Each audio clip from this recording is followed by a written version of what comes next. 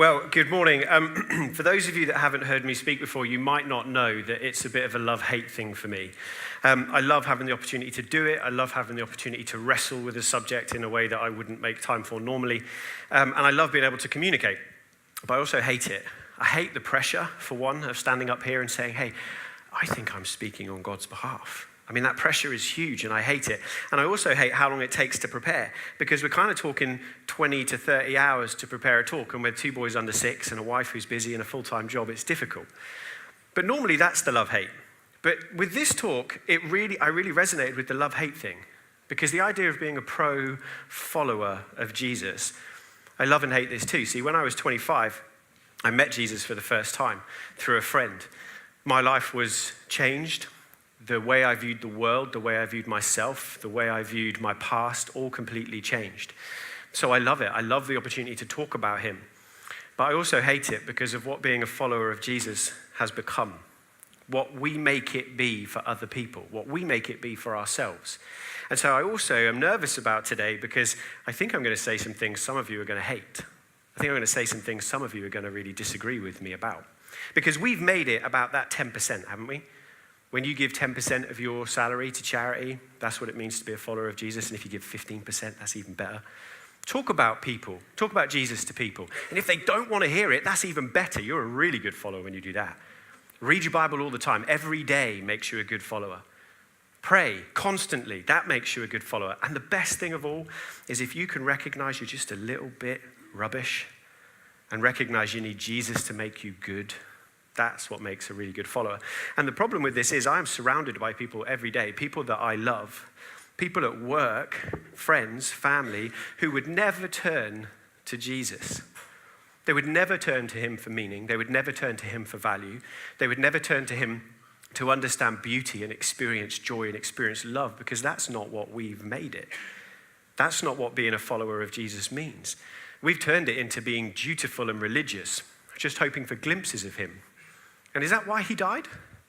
Is that why the God of heaven tore himself apart and was born as a baby and lived on this earth to be tortured and murdered so that we could be religious people who make more religious people who make more religious people? Is that what my children are being brought up into? Nope. See, I love my job. I consider being a youth worker the greatest privilege on earth after being a dad. I get the privilege of spending time with young people who invite me into their hearts, into their minds, who trust me with their hopes and their dreams and their fears and their failures. And it is an unbelievable privilege. Sometimes people say, oh yeah, Dave's meeting with such and such to my wife. And she goes, I didn't know that. Because why would I talk to her about it? It's a privilege of trust. But the thing I don't like about being a youth worker, or the thing that I find hard, is that it's heartbreaking. Because you spend time listening to young people who don't feel very much about themselves at all, who don't like themselves very much at all, who don't think positive about themselves at all. And I get them to do this activity. I give them 2 sheets of paper, clearly not this big. And on the 1 sheet of paper, I say, do you know what I want you to do is I want you to write down the godness in you. Not if they're a Christian, only if they're a Christian. If they're not a Christian, we don't do that bit. I say, I want you to write down what makes you amazing. Write down your strengths, write down your passions, the sources of joy you have, your hopes and your dreams. Fill this list, fill this piece of paper. And then I say, but I also want you to fill this list. I want you to write down the things that you don't like. I want you to write down the things that damage you and damage others, the things you want to work on, the things that are unhealthy in your life, for you or for others, the painful things, the hurtful things, the things that make you feel shame. And can you guess what happens? You might be thinking they fill this list and they write nothing on this list. You'd be wrong. It's probably even a bit more sad than that. They write 2 or 3 things on this and 2 or 3 things on this. That's not the worst part. The worst part is when they write stuff on this list, but they don't feel like they're allowed to. They're embarrassed about writing something on there. They feel like it's arrogant to write something on there. And when they write this one, the worst thing about this is when they write something on this list that should actually go on this list. And you see people living in this pain, and it's heartbreaking because I see people of love and joy, people of creativity and passion, people with unbelievable strength, people with gifts and skills. And this is how they think of themselves. And I think this is how we think of ourselves when it comes to church too, when it comes to being a pro follower. But we look through this list. And I have to ask the question, how can you be a pro follower of Jesus? It's going to come up on the screen. How can you be a pro follower of Jesus when you don't even know or can't celebrate who you were made to be? when you don't know what goes on this list, when you can't write this list, and when it's on there, when you think it shouldn't be on there, how can you be a pro follower of Jesus? And I think we're going to have to rip this truth out of the hands of people who want to keep you small. We're going to have to rip this truth out of the hands of religion. We're going to have to rip it out of the hands of your low self-esteem, because this is not what God wants us to think of ourselves. This is not what being a pro follower is. You don't look at this list first. You look at this list through this list. Before God created anything, before anything was made that exists today, God already existed. Perfect love, perfect harmony, perfect peace, perfect joy, overflowing with creativity. And he started to make things. He made planets, he made stars, he made mountains and birds and beetles. He made lions, he made trees. And he said this, it's going to come up on the screen. Let us make human beings in our image to be like us. Who, when you woke up this morning, if you even thought about what I was going to talk about, who had this verse in their mind? Or who thought, Dave's going to talk about giving money? Dave's going to talk about volunteering. Dave's going to talk about talking to people about Jesus. Who wakes up in the morning and the lens that they look through is that you have been made in the image of God to be like God? Who thinks that being a pro follower starts with knowing the godness in you and knowing that it is supposed to come out? That's what he wants. That's what being a follower means. Being a pro follower of Jesus doesn't simply mean having a stronger desire to behave well, perform better, be better. Being a pro follower of Jesus starts with understanding who you are and who put it there. Now, I know that some of you are going to say, yeah, but Dave, we are supposed to acknowledge our sin. Yes, we are. Yeah, but Dave, we're supposed to know what's not good about us. Yes, we are. So put it on the list. Put it on the list. Recognize that this list is not what God says you are. This is not who God says you are. This is what the world has made you. This is what your experiences have made you. This is what your bad choices have made you. This is not who God's made you to be. This is. We're very happy to look at being a follower. We're very happy to look at that through this lens, the things we've done wrong, the things we're not good enough about. We're happy to look through the lens of Jesus' holiness. We're happy to look through the lens of God's power. But who looks through the lens that you have been made in the image of God to be like God? Write it on the list. Look, I'll show you mine. I've got 2 pages on here and I could have kept on going. There is so much stuff about me, that hurts other people, that hurts those around us. So many times when I do not act like a pro follower, I do not show people a loving God. But do you know why I can show you this list? There's 2 reasons. The first one is there's nothing on there about being useless or a waster or pathetic or a screw up. Those statements are crippling and brutal. They're sum total statements that who you are is a screw up and a waster and pathetic.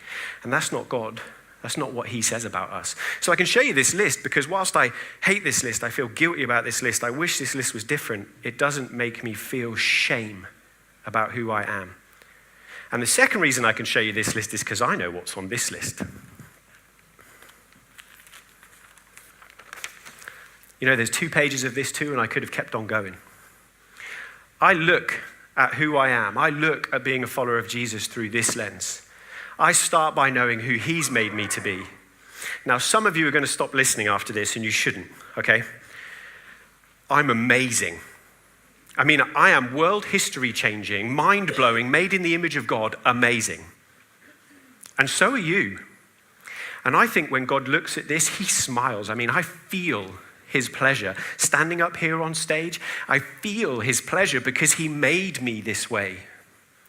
So is it arrogant to celebrate this list? Is it arrogant to see the godness in me? Or is it arrogant to sit there and say that I shouldn't? Is it arrogant to stand here and say, I am amazing because I'm made in the image of God? Or is it arrogant to sit there and go, he didn't make me like that? It would be arrogant if I saw this list and didn't see this list. It would be arrogant if I saw this list and thought, it's better than all of yours. It would be arrogant if I saw this list and thought, that's just because I'm amazing. Like I've done all this myself. This is all because of me. That would be arrogant. But is it arrogant to recognize who I've been made to be and celebrate that? There's a mathematician and a philosopher called Pythagoras, and he said this: man, know thyself, then thou shalt know the universe and God. You know, the beautiful thing about this truth is that it's not just me saying this. The beautiful thing about this truth is that God has said this about you. He said it because he said you've been made in his image. That's where being a pro follower starts. Understanding who you've been made and what for. Now, there's a story that Jesus tells, and we're going to look at it now, because I think it's Jesus not just giving us permission to believe this. It's Jesus demanding that we believe this. It's Jesus demanding that we see who we are made to be and live it out. Now, this story, if you're new to church, you're new to faith, you're here and you're questioning, or maybe you're sitting on the fence and you're not sure, or even if you've been a Christian a while, this story, it's not pleasant. This story takes a while to understand. And if you're looking at this story through this list, you're going to really struggle to understand it. If you think God sees this first, you're going to really struggle to understand this story, because Jesus, we find it in Matthew chapter 25. We just give chapter 1, 2, 3 to help us find things. It's Matthew's account of Jesus' life. And in Matthew chapter 25, he tells a story about the kingdom of heaven. Now, what's leading up to that? What leads up to that story? You can take that off for a second. What leads up to that story is Jesus saying, I'm going away. He rides into Jerusalem on a donkey to fanfare and celebrations of, you're the Messiah, we love you, we worship you, you're amazing. And Jesus is riding on that donkey going, yeah, and you're going to kill me soon. Jesus is preparing his disciples saying, guys, I'm going. I am leaving you with the precious things of God. I am leaving you with who I am and everything that matters to me in this world. And he's telling them what it looks like. But he's also doing something else. He's confronting the religious people. You see, the Pharisees of the day, this was all there was.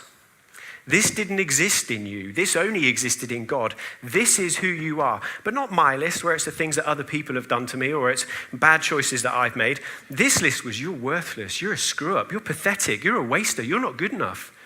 They commanded you to see this and nothing but this. And Jesus is confronting them going, do you know what? You guys were the ones we trusted with this. You were the ones we trusted with the precious things of God.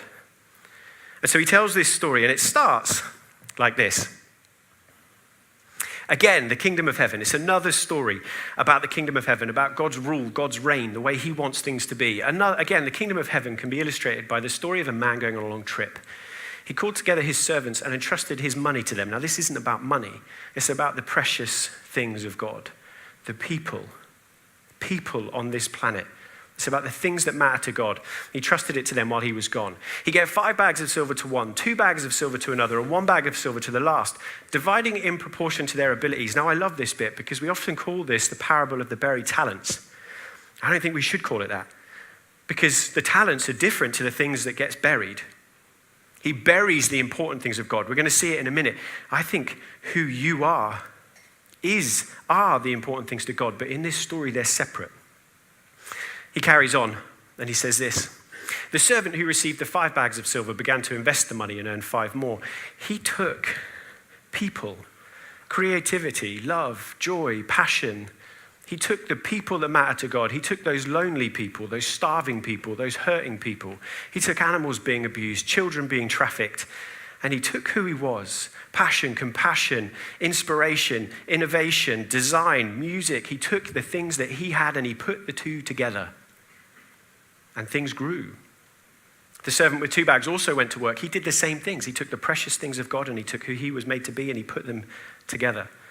But the servant who received the 1 bag of silver dug a hole in the ground and hid the master's money.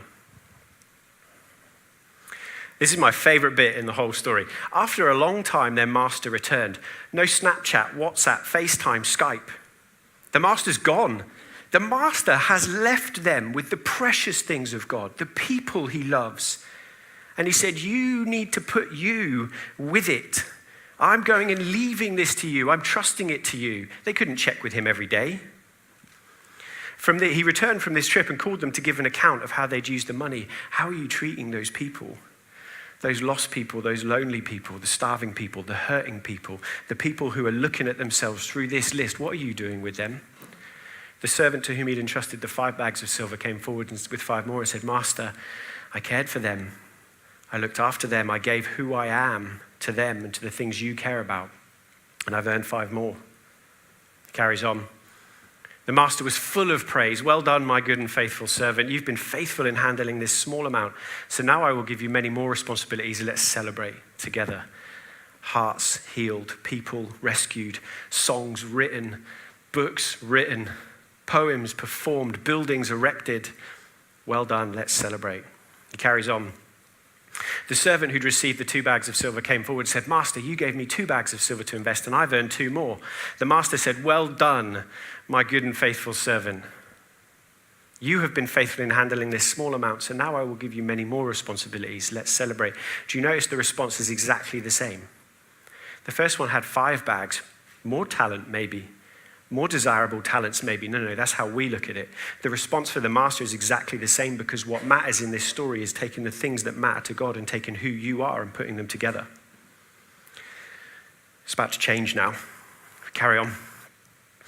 Then the servant with 1 bag of silver came and said, Master, I knew you were a harsh man, harvesting crops you didn't plant, gathering crops you didn't cultivate. I was afraid I would lose your money, so I hid it in the earth. Look, here's your money back. He's not a harsh man unless you look through this lens, unless you make him what you think you are. He didn't know the master at all. No, I didn't harvest those crops. You did. No, I didn't plant them. You did. I put that in you to do. That's who you are. I was afraid I would lose your money, so I hid it in the earth. Those people you love and care about, I just buried them. Those lonely people, I ignored them. Those songs, those dreams within me, I buried them because I was scared. Look, here's your money back. Jesus carries on. But the master replied, you wicked and lazy servant. Now you read the 4 chapters that run up to this. Jesus says this multiple times because he's talking to the Pharisees, the religious people who say, this is what God thinks of you. This is what you should think of yourself. Crippling people, crushing people. You wicked and lazy servant. If you knew I harvested crops I didn't plant, gathered crops I didn't cultivate, why didn't you deposit my money in the bank? At least I could have gotten some interest. This isn't about me. This is about you. Being a pro follower of Jesus starts with knowing who you are, knowing who you've been wired up to be. And you take the precious things of God and you put it together with who you are. Have a look at this. So if you go to the film clip. Hey, I don't care who you are, what race, what age, what gender. I don't care about any of that stuff. But what I do know is that you have a dream inside of you. And that dream you have kept hidden from the world. You've made excuses for it. You've delayed it. You've listened to people telling you to be realistic. But deep down in your heart, you know that you're not living to your potential. And life is now something you're just getting on with. I want to lay some reality on you real quick. Where is the wealthiest place in the world? Do you know? It's not China. It's not Dubai. It's the graveyard. Because in the graveyard, you will find inventions never invented, businesses never erected, songs never sung, books never written, ideas never nurtured, people never realized, because they were scared to take a risk. Scared like you. But you want to know something else? You're not in the graveyard yet. And we get one life, right?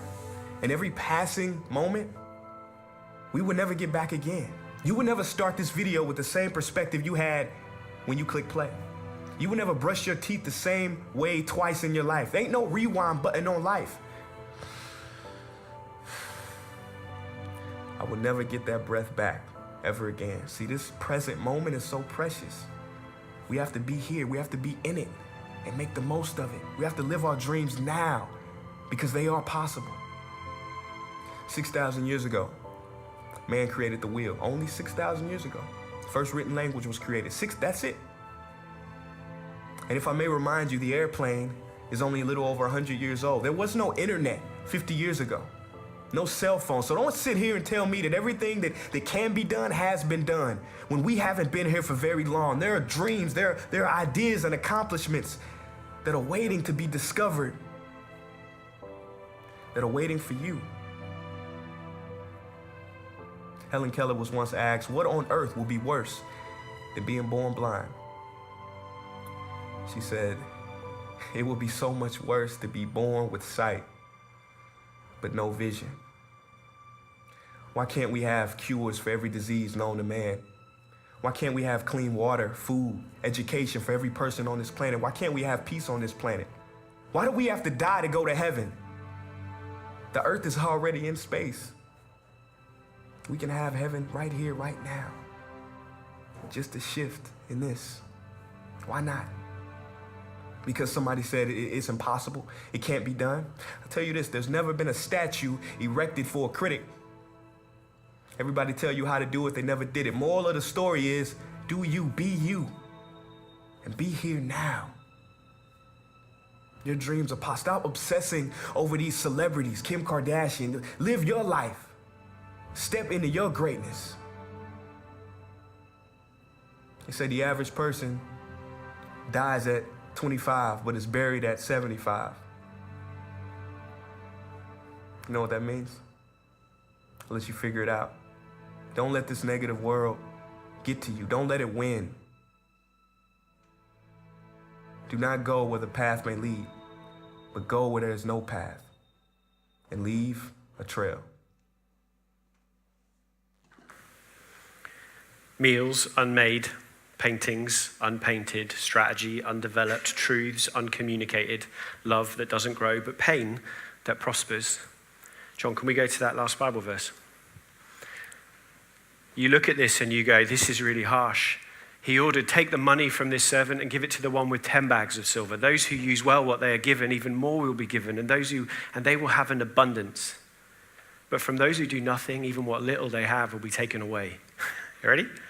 Now throw this useless servant into outer darkness where there will be weeping and gnashing of teeth. Do you know why he talks like this?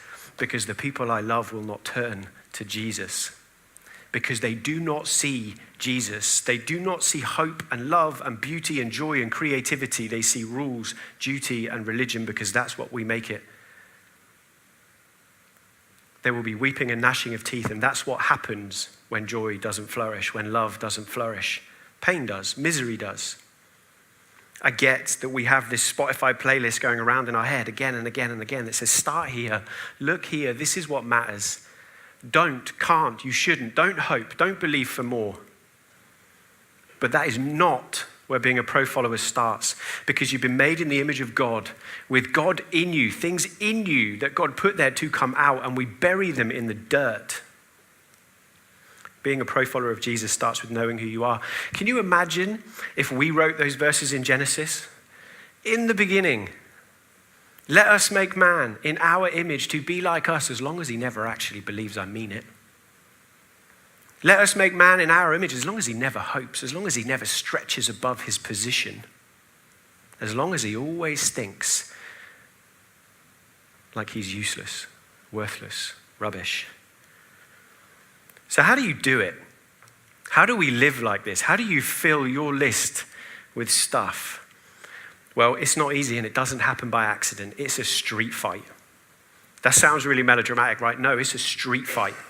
Because how many of you have sat there and been angry because I said I'm amazing? How many people in your life tell you to dream small, think small, not aim too big, or just can't help you see who you are in the first place?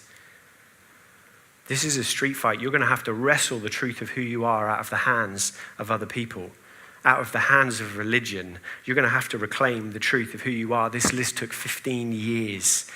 I first had counseling when I was 25, and my counselor said to me, Dave, tell me something that's good about yourself. I could not name one thing.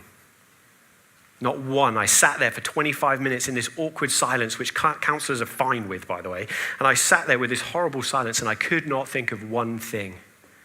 But you know what? Now I can. I could keep on going because of who God's made me to be. You need to wrestle it. When I was preparing for this, there's an American author and speaker called Bob Goff. He's widely known as a diplomat. And he put this on Twitter. God's betting that we'll have the guts to be who he made us to be rather than acting like someone he doesn't already know. God is all in with you. You're what he wants. You're his chosen message. He made you in his image, and he's betting that you will have the guts to be like someone, acting like someone he knows. Guts to be the person he made you to be. So how do we do it? I want to get really practical. I want you to read Matthew chapter 20 to 25. It's brutal. And when you do, recognize that he doesn't start here. This isn't who he made you to be. You might not know what's on this list, but this is who he made you to be. Read those verses. Look at how he talks to the Pharisees who are all about religious duty. And you'll start to see what his heart is for you.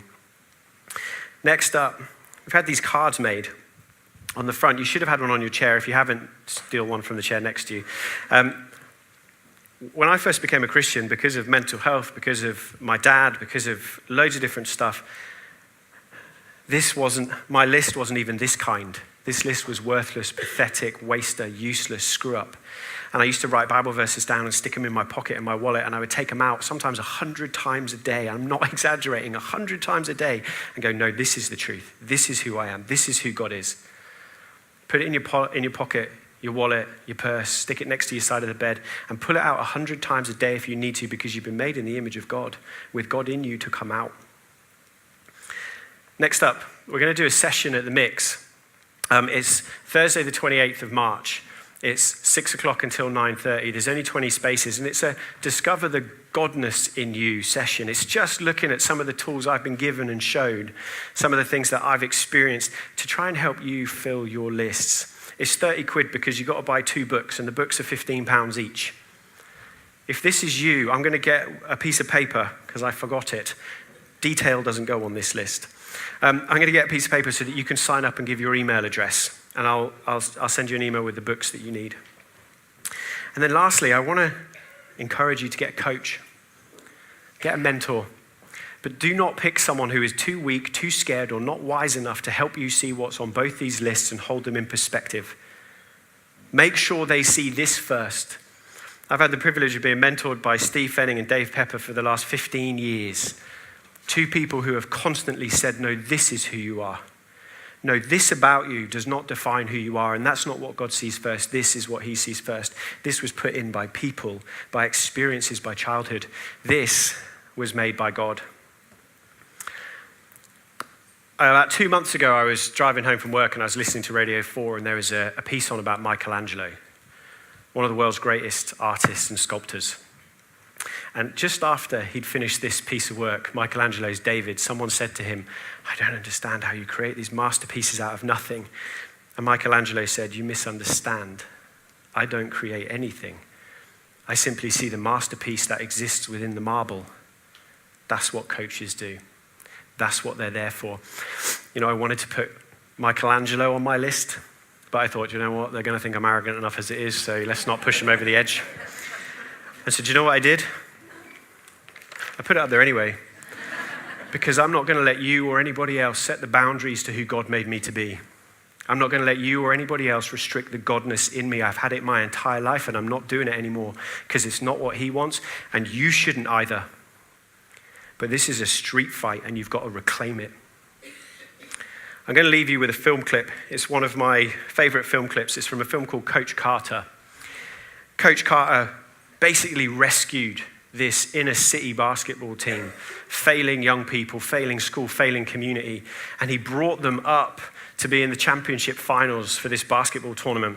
But all the way through, he said to them, you need to get the grades though. You can't just play basketball. And they don't get the grades because they don't care. So he says, you're not playing. So the schools sack him because they want the kids to play.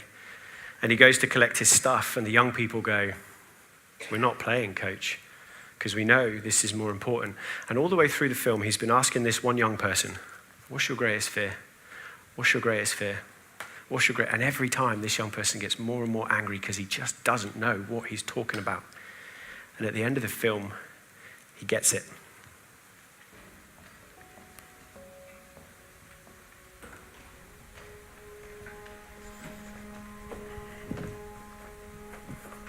So they can cut the chain off the door, but they can't make us play.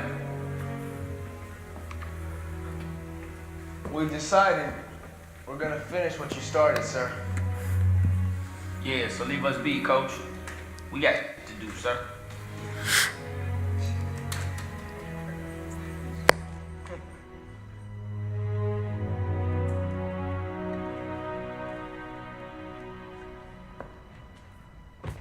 Our deepest fear is not that we are inadequate, Our deepest fear is that we are powerful beyond measure. It is our light, not our darkness, that most frightens us. Your playing small does not serve the world. There is nothing enlightened about shrinking so that other people won't feel insecure around you. We were all meant to shine as children do. It's not just in some of us, it's in everyone. And as we let our own light shine, we unconsciously give other people permission to do the same. As we are liberated from our own fear, our presence automatically liberates others.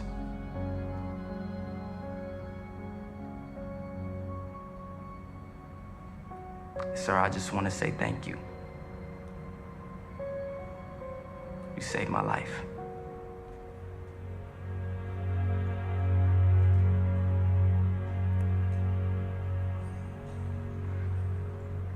Thank you, sirs.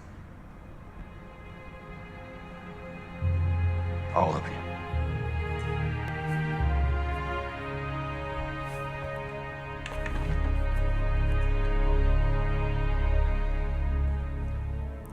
Should we stand and sing?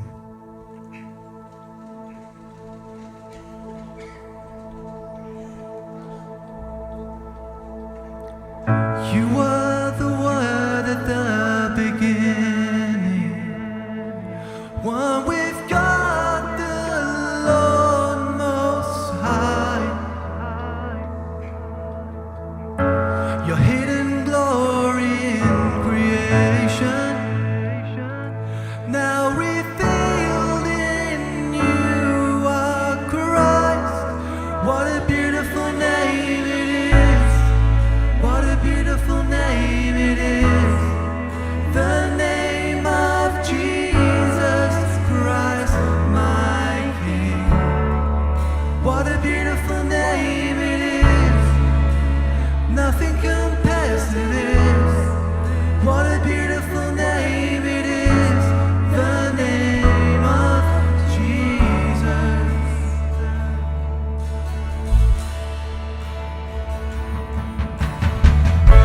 You didn't want heaven without us, so Jesus, you brought heaven down. My sin was great, your love was greater. What could separate us now? What a wonderful name it is. What a wonderful name it is. The name of Jesus Christ, my King. What a wonderful name it is. Nothing compares to this. What a wonderful name it is. The name of Jesus. What a wonderful name it is. The name of Jesus.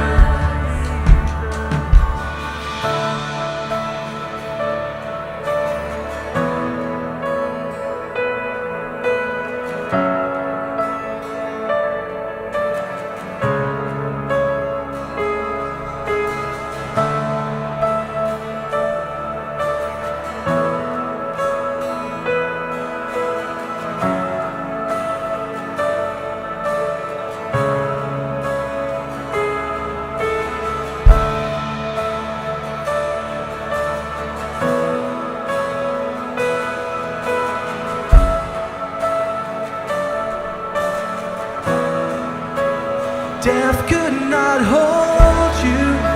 The veil tore before you. You silenced the boast of sin and grave. The heavens are roaring the praise of your glory. For you are raised to life again. You have no rival. You have no equal.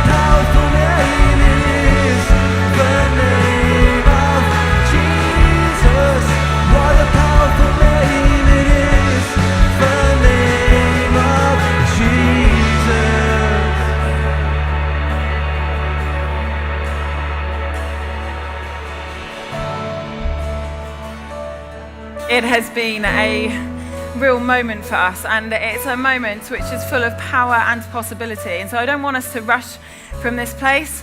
I don't know about you, but as we were singing that song, and what a powerful name it is, Jesus, it's that reminder that actually when we focus on the list that was on this side of the stage, we forget that it is through his death and his resurrection that that stuff is put to death, and we can live this stuff on this side. We can live in who he created us to be.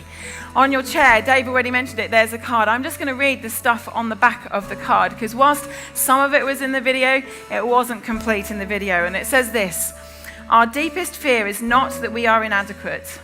Our deepest fear is that actually we are powerful beyond measure. It is our light and not our darkness that most frightens us. And we ask ourselves, who am I to be brilliant or gorgeous or talented and fabulous? Actually, who are you not to be? You are a child of God.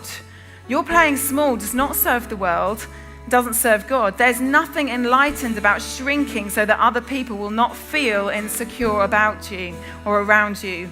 We are all meant to shine as children do. We're born to make and manifest the glory of God that is within us. We were made to show Jesus by living out who he created us to be. So I'm going to pray before we end the service. Lord, I thank you for the fact that in our weakness you are strong, but Lord, you have created us in your image to be these amazing people, these life-changing, world-changing people. And Lord, I just want to say sorry for the times when I hide from who you created me to be out of fear and insecurity, when I let the fear of failure or of the fear of judgment overshadow who you created me to be.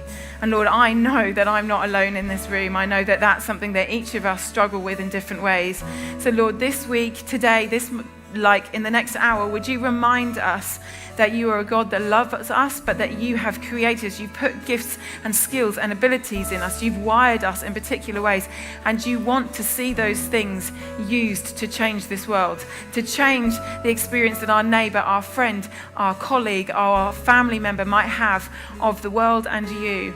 Lord, that you've put it in us to love in a way that we just have never known before. So I just pray that you would just bring that to light, that you would help us to see ourselves as you see us. Thank you, Lord.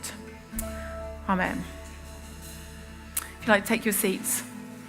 That does sadly bring us to the end this morning. If anything that Dave has talked about has challenged you, or you'd like to talk it through with somebody, then Dave and a few other people will be down here just to chat with you and pray with you this morning. That has brought us to the end of this series, but if you've really enjoyed this morning and you haven't seen any of the other ones, then please feel free to go online and watch them. We're also on Spotify, so if you want to do catch up from Forged, you can do on Spotify as well. It'd be great for you to take in with that. Next week, we start our new series called Greater Than. March is traditionally our series where we take a look at who are we as a church, as a Forged church.